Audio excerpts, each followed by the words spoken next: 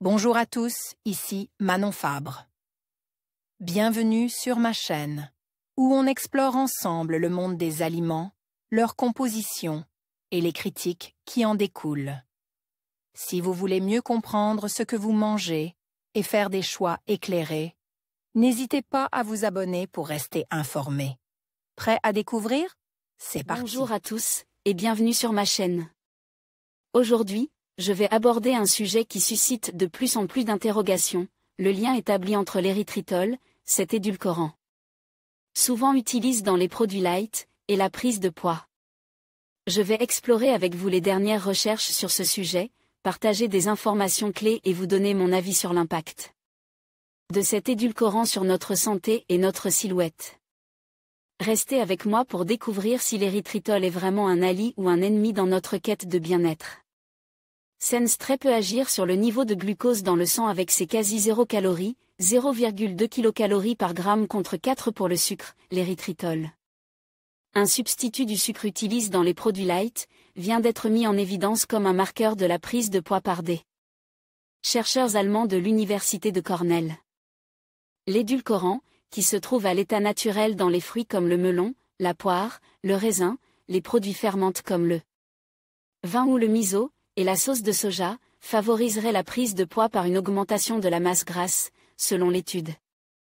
Pour étudier l'impact de l'érythritol sur le métabolisme, les scientifiques ont suivi 264 étudiants à l'entrée à l'université, période qui peut engendrer des changements au niveau du régime alimentaire, du métabolisme et de la prise de poids. 75% des lycéens prennent du poids après leur passage à l'université, précise l'étude. À voir aussi article métabolisme lent, comment inverser la tendance? D'après les observations, ceux qui ont pris du poids et de la graisse abdominale au cours de leur première année universitaire avaient un taux 15 fois plus élevé d'érythritol au début de l'année comparé aux autres participants, dont le poids a diminué y compris leur masse grasse, ou est reste stable. Plus globalement, les édulcorants chimiques, substituts du sucre, sont décriés par de nombreuses études ces dernières années. Ils stimuleraient l'appétit et feraient consommer jusqu'à 30% de calories supplémentaires, selon une étude australienne, parue dans Cell Métabolisme en juillet 2016.